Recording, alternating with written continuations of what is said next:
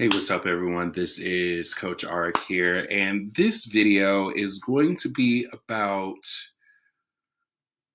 a big, I'd say, breakthrough that I had. I want to go back and just kind of backtrack a little bit.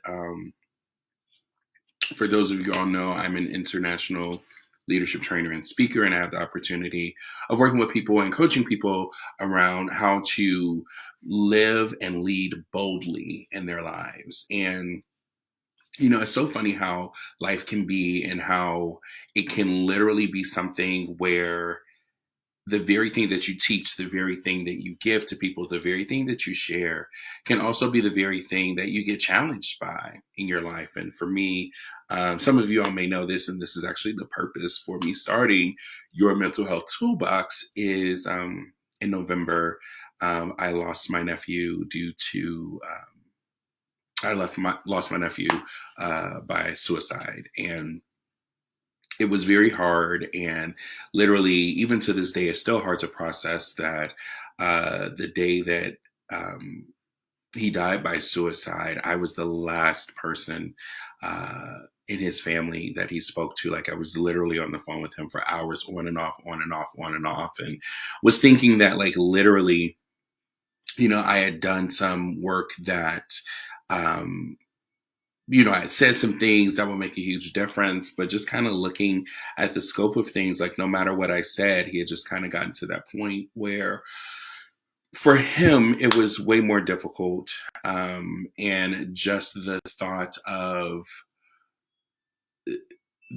not being with that pain anymore, unfortunately, he found it, or thought it would be something through choosing the route that he did choose. And it's so funny how even me saying that to this day is super hard. But I said all that to say that, like, literally, in the moment that it happened, I am as much as I don't consider myself the matriarch of the family, I am the not matriarch, patriarch of the family, because it's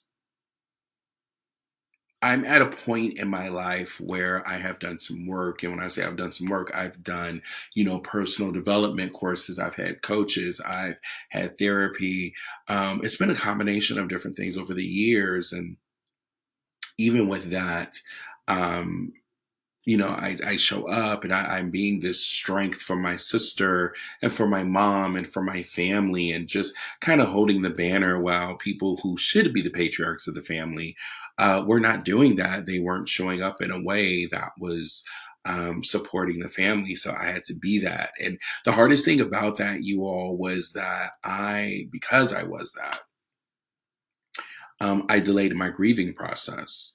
And in delaying my grieving process, like in that, it kind of got lost. And like literally, there would be times where, excuse me, my sister would say to me, like, hey, I know I'm dealing with a lot, but you also know that you can talk to me. I know that you need to grieve and this and the other. And I'm like, yeah, I understand this and the other, but I'm here for you. And, thank goodness for my partner. My partner is very like, hey, you need to grieve.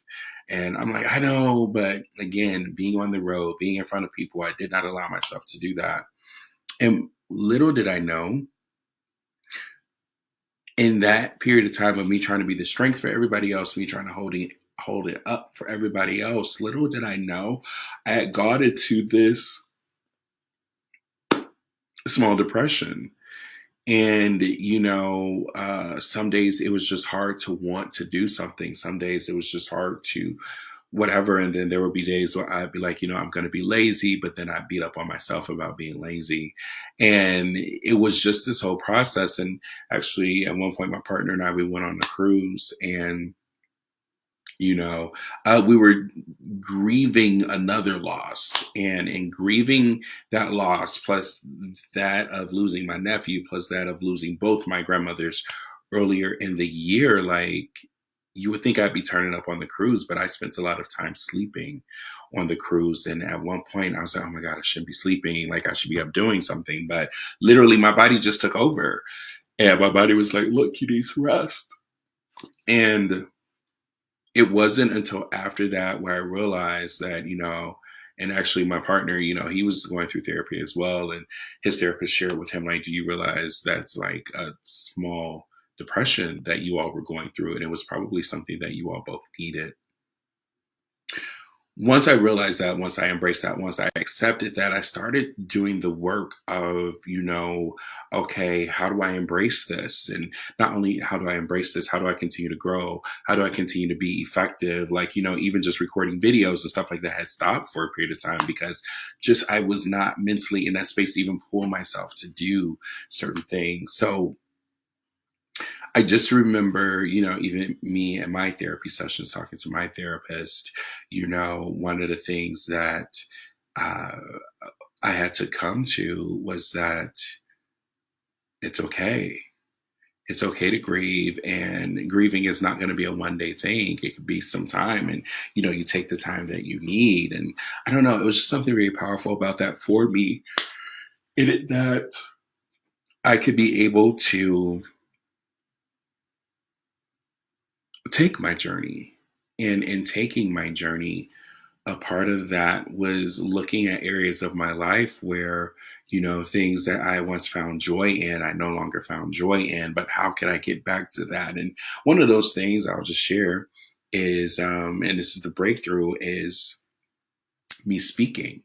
When I get on stage, it's just something very powerful about it for me because I feel like I'm living my purpose. I'm living my dream. I'm doing the very thing that I know I've wanted to do. And, after losing my nephew, like hitting that stage was not the same experience. Hitting that stage was tough. Going through that experience was hard. And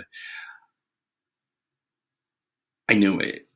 I could just feel it like being on stage. It was literally like pulling teeth to try to get through something that I once loved. And just, it felt like there was a point in time where literally 6 hours would go by, but it felt like 5 minutes. And after going through this experience, it flipped. So literally it was, 5 minutes would go by and it felt like 6 hours. And so going through this whole process, just having an awareness about what I was really dealing with and what I was really going through, I realized that, okay, you know what? I get to make a choice. And this was like, 3 weeks ago, like literally, I said, you know what? I choose to be joyful. I choose to have fun when I go on this stage. I'm going to go on this stage and I'm going to turn up in a way that either people join me or they don't join me. But either way, I'm about to turn up. I'm about to get my life. Like I'm going to go for it. And yeah, some people may call that like a self pep talk, whatever they may call it. But it's so funny. Me just making that choice.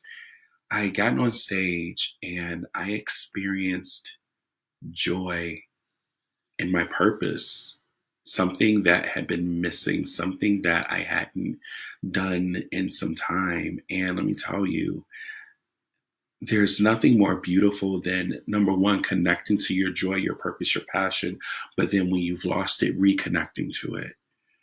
I remember, I had to do for day one, I had to do two 60-minute keynotes. And it was something beautiful about reconnecting to the purpose and passion. And because I was in that space, people easily joined in with me. And then the following day, like, I had to do a 1 hour keynote. I'll never forget this 1 hour keynote and 6 45-minute workshops. And that day I made a choice as well. And that's a lot. Like, literally, that's almost like 7 hours of being on stage, like nonstop. And I just remember after the day was done, I was not exhausted. I was not drained. I was not out of it. I was just in a different space with it, and being in that different space with it and reconnecting to the joy of it had me realize, okay, sometimes just embracing that thing that's the hardest for us, for me, losing my nephew, also dealing with other losses,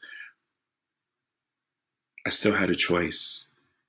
And then still making that choice, choosing to be joyful, choosing to make a difference, y'all, words cannot express how good it felt to be reconnected to the purpose, my passion and dream. So I'm just going to say, for those of you watching this, like, finding your purpose, finding your why is super important, because in the darkest of moments, it could be that very thing that pulls you out and has you be willing to go to the next level, and has you be willing to go through the thick of it to get reconnected. So, y'all, this is Coach Ark. I hope this story empowers you, it inspires you in one way or another. And I look forward to continuing to share more information as we move forward to make that difference for you. All right. Peace, y'all.